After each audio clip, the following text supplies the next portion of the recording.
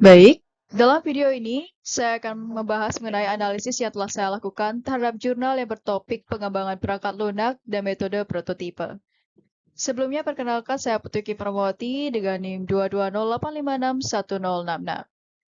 Nah, melalui video ini saya akan menyajikan metodologi yang digunakan dalam penelitian yang dilakukan serta review evaluasi yang telah saya lakukan terhadap jurnal ini. Video ini akan memberikan gambaran tentang pendekatan metode prototipe yang diterapkan dalam pengembangan perangkat lunak berdasarkan temuan dan penelitian yang terdokumentasi dalam jurnal tersebut. Baik, kita langsung mulai saja.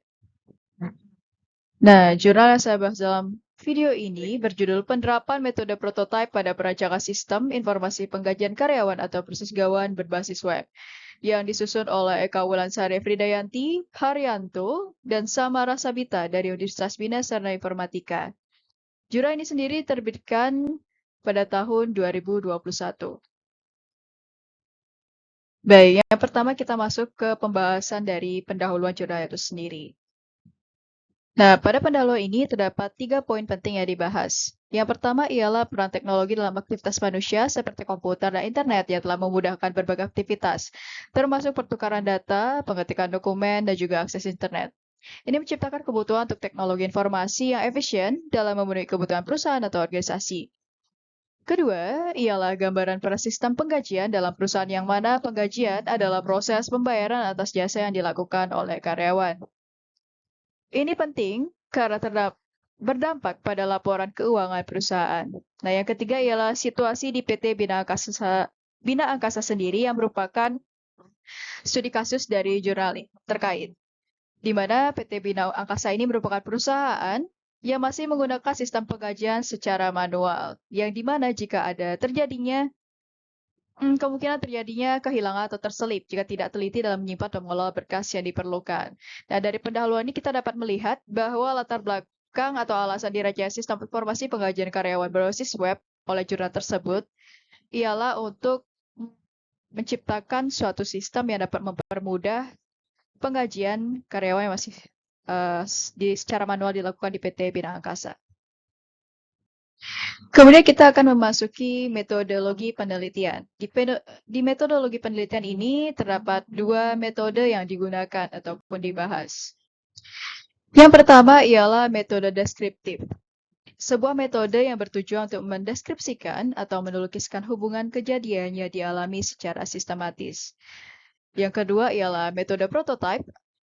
Suatu metode yang mana merupakan prototyping itu sendiri adalah proses yang digunakan untuk membantu pengembangan perangkat lunak dalam bentuk model perangkat lunak, yang merupakan versi permulaan dari sistem yang dirancang untuk memberikan gambaran tentang ide, mengidentifikasi masalah yang mungkin muncul, dan mencari solusi untuk mengatasi masalah tersebut. Nah, metode prototype ini akan kita bahas lebih lanjut karena ada beberapa tahapan yang perlu dilakukan untuk menjalankannya. Nah, adapun tahapan-tahapan dari metode prototipe sendiri ialah yang pertama, pengumpulan kebutuhan. Di tahap ini kita melibatkan pengembang dan klien untuk bersama-sama mendefinisikan format perangkat lunak dan mengidentifikasi kebutuhan sistem. Pada tahap ini, pengguna sistem termasuk admin dan pengguna biasa akan ditentukan. Kedua ialah ada prototyping itu sendiri, di mana pada tahap ini klien atau pelanggan akan berkomunikasi dengan perancang sistem untuk menjelaskan preferensi mereka terhadap perangkat lunak. Ini mencakup fitur-fitur menu yang harus cepat dan mudah digunakan, serta tampilan masukan dan juga keluaran. Yang ketiga ialah evaluasi prototyping, di mana pada tahap ini klien akan melakukan pengecekan terhadap model prototipe yang telah dibuat. Nah, tujuannya sendiri ialah untuk memastikan bahwa sistem yang dirancang sesuai dengan tujuan dan kebutuhan klien. Jika ada ketidaksesuaian, maka koreksi dan perbaikan akan dilakukan, termasuk peningkatan tampilan masukan dan keluaran, serta penambahan fitur. Yang keempat ada pengkodean sistem, di mana pada tahap ini prototipe yang telah disetujui oleh klien akan diubah menjadi kode atau pemrograman. Bahasa pemrogram yang digunakan ialah PHP dengan penggunaan database MySQL. Yang kelima ialah tahapan pengujian sistem, di mana setelah sistem itu diubah menjadi perangkat lunak, tahap pengujian dilakukan untuk memastikan bahwa perangkat lunak tersebut dapat digunakan dengan baik. Ini bertujuan untuk mengidentifikasi dan meminimalkan kesalahan. Jenis pengujian yang digunakan termasuk pengujian black box, white box, pengujian arsitektur, basis path, dan lain-lain. Nah, yang keenam ada evaluasi sistem, di mana klien akan melakukan evaluasi untuk memastikan bahwa program ataupun sistem yang telah dibangun sesuai dengan keinginan mereka. Jika sesuai, maka sistem tersebut dapat mulai digunakan. Namun jika tidak, maka pengembang akan melakukan perbaikan sesuai dengan keinginan klien. Dan yang ketujuh ataupun terakhir ialah penggunaan sistem. Ketika sistem berhasil melewati tahap evaluasi dengan baik, maka sistem tersebut dapat digunakan. Itu dia tadi merupakan tahapan-tahapan dari metode prototype itu sendiri. Nah, kemudian kita akan melanjutkan ke pembahasan dari hasil dan pembahasan yang ada pada jurnal terkait. Nah, pada hasil pembahasan, jurnal membaginya menjadi 4 bagian. Pertama ialah analisa kebutuhan perangkat lunak itu sendiri. Pada bagian ini, jurnal menganalisa kebutuhan apa saja yang diperlukan dalam pembuatan sistem yang diinginkan. Dan hasil yang diperoleh ialah, yang pertama ialah kebutuhan admin itu sendiri, di mana sistem harus dapat mengelola absen, membuat laporan gaji, kebutuhan karyawan, melakukan absen, dan juga melihat slip gaji. Kemudian ada pula kebutuhan sistem, yang meliputi pengguna harus dapat melakukan login dengan username dan password. Juga dapat melakukan proses absensi, melakukan rekap absensi, membuat slip gaji, menampilkan absen, menampilkan slip gaji, dan melakukan pelaporan penggajian. Nah, dari kebutuhan yang telah dianalisis ini, maka kemudian jurnal dapat melanjutkannya ke tahap berikutnya. Nah, tahapan kedua yang ada pada hasil pembahasan ialah decide.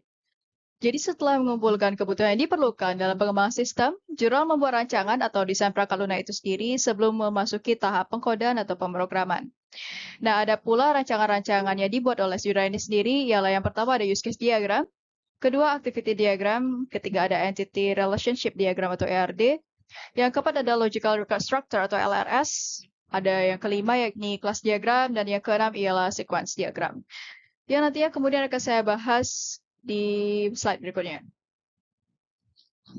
Oke, jadi yang pertama ialah use case menu admin dan juga karyawan. Di sebelah kiri ini ialah use case menu admin, dan sebelah kanan ini ialah use case menu karyawan. Dapat dilihat bahwa komponen-komponen yang ada pada use case keduanya ini merupakan suatu hal yang telah dianalisis atau dikaji sebelumnya di tahap analisis kebutuhan yang sistem. Nah, dari admin sendiri dapat melakukan login dengan username password, kemudian dapat mengelola data absen, merekap data absen, membuat rekap gaji, membuat slip gaji, membuat laporan gaji, logout. Kemudian yang kedua ialah use case dari karyawan, di mana dia dapat login dengan username password, juga melakukan absensi, melihat slip gaji, dan juga logout itu sendiri. Mungkin ada beberapa komponen yang belum dibahas di kebutuhan sistem sebelumnya. Selanjutnya ialah rancangan activity diagram. Jadi pada jurnal ini sendiri ada 7 activity diagram sesuai dengan beberapa proses ataupun tes yang dapat dilakukan oleh admin atau karyawan. Nah, yang pertama ini ialah rancangan activity diagram admin mengelola absen. Yang pertama dimulai dengan admin login dan sistem akan menampilkan halaman login. Admin akan memasukkan username dan password. Jika passwordnya atau username-nya itu valid, maka sistem dapat menampilkan halaman home. Jika tidak, maka diminta lagi admin untuk memasukkan username dan password. Kemudian, setelah menampilkan halaman home sistemnya, admin sekarang akan memilih menu kelola absen. Di sini sistem akan menampilkan lagi menu kelola absen. Kemudian, jika admin ingin mengubah absen, maka sistem akan mengubah data absen. Jika tidak, juga bisa menghapus data absen. Nah, kemudian di sini, jika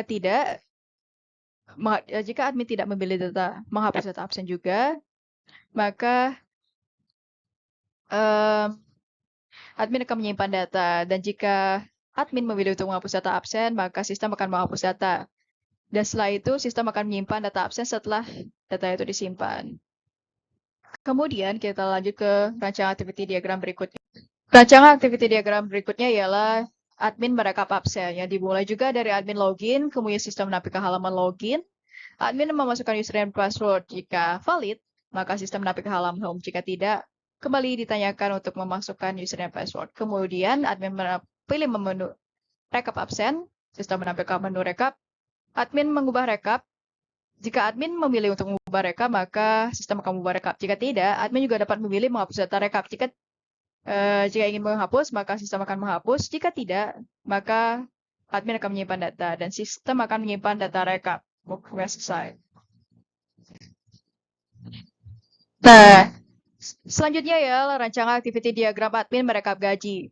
Pertama dimulai juga admin login, kemudian sistem menampilkan halaman login, admin memasukkan username dan password. Jika valid, maka menampilkan halaman utama sistemnya. Jika tidak, diminta untuk memasukkan username dan password lagi. Kemudian admin jika memilih rekap gaji, menampilkan halaman rekap. Jika memilih mengubah data, maka sistem akan menampilkan data telah diubah. Jika tidak, sistem admin sendiri dapat memilih untuk menghapus data. Jika memilih menghapus data, maka sistem akan menampilkan data telah dihapus. Jika tidak, maka admin menyimpan data. Nah, dan juga data tersimpan, sehingga selesai. Selanjutnya, rancangan activity diagram admin mengubah slip gaji. Dimulai dengan login, mungkin di sini tidak perlu saya sebutkan lagi, karena sudah sama seperti sebelumnya. Dan di sini juga ada yang beda, itu ialah ketika admin memilih untuk membuka slip gaji, menampilkan form slip gaji, dan admin akan memasukkan nomor karyawan, memasukkan nama, memasukkan jabatan, memasukkan rincian gaji, menyimpan data, dan kemudian sistem akan menyimpan data itu sendiri. Kemudian selanjutnya adalah rancangan activity diagram admin membuat laporan gaji. Yang pertama dimulai juga dengan login, sama seperti sebelumnya. Nah, di sini itu akan admin memilih untuk menu laporan gaji, dan sistem menampilkan form laporan gaji. Di sini admin akan memasukkan data pegawai, memasukkan rincian gaji, menyimpan laporan, dan laporan akan disimpan oleh sistem. Selanjutnya, rancangan activity diagram karyawan melakukan absen. Karyawan itu login, masuk ke halaman login. Ditanya memasukkan username password, jika valid menampilkan halaman home, jika tidak, maka diminta untuk memasukkan username dan password lagi. Nah, kemudian ini karyawan memilih menu absen dan melakukan absen. Kemudian sistem akan menyimpan data absen itu sendiri.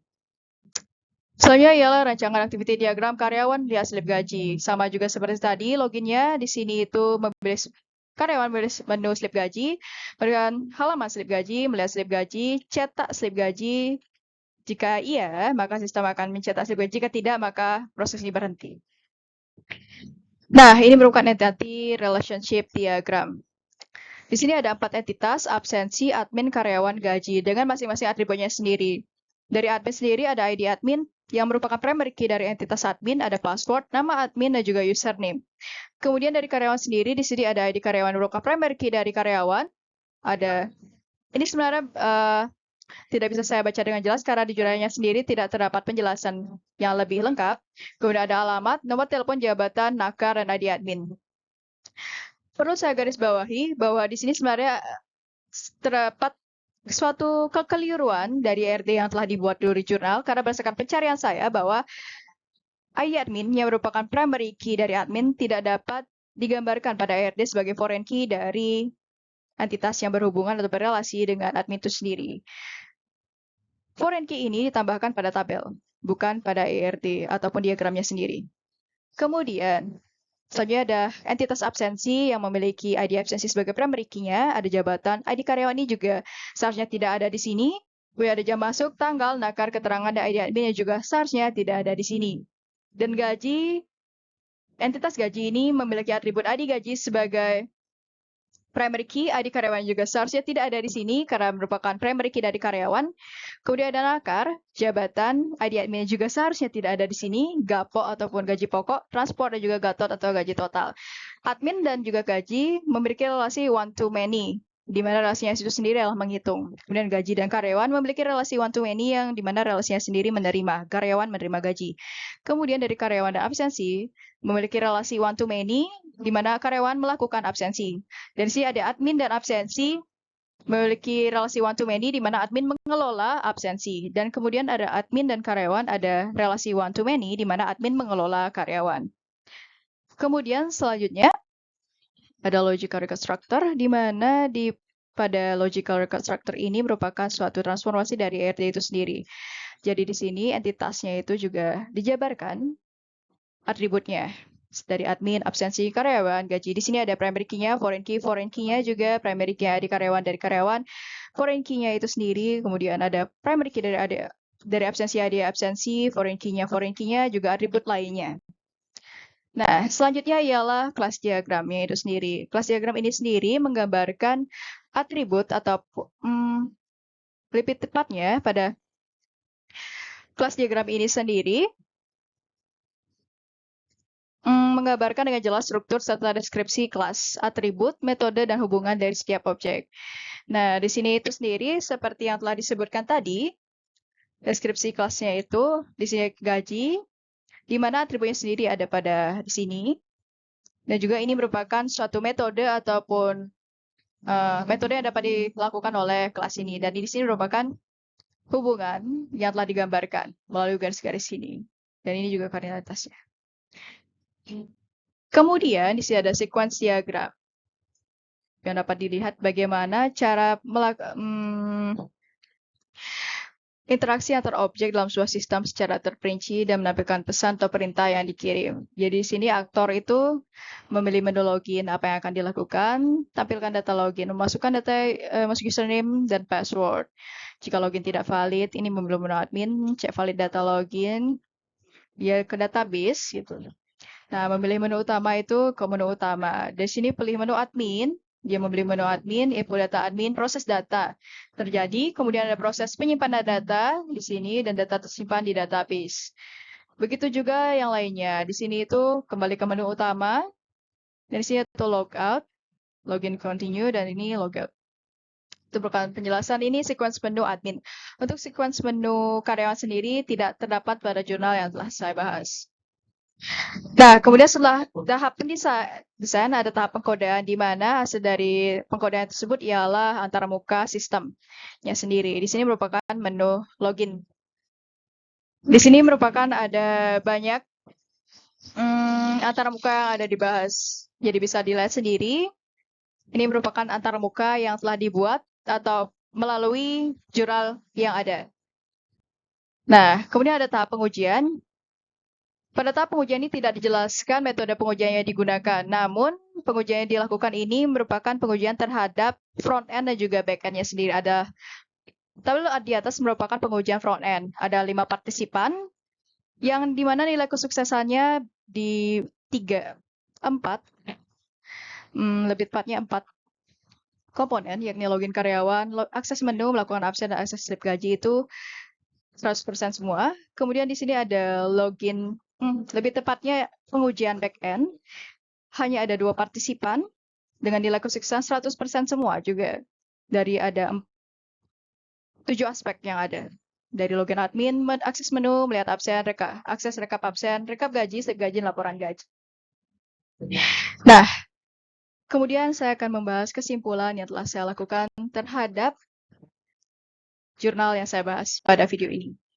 Jadi jurnal yang dibahas tadi merupakan jurnal yang mengenai penerapan metode prototype dalam perancangan sistem informasi pengajian karyawan berbasis web dengan studi kasus di PT Bina Angkasa. Adapun tahapan-tahapan yang dilakukan dalam penelitiannya ialah pengumpulan kebutuhan, prototipe yang dilalui dengan perancangan UML serta ERT dan LRS, pengkodean sistem hingga pengujian sistem. Berdasarkan hal yang disebutkan tadi, jurnal ini telah sangat baik menjelaskan tahapan pengembangan sistem yang dilakukan.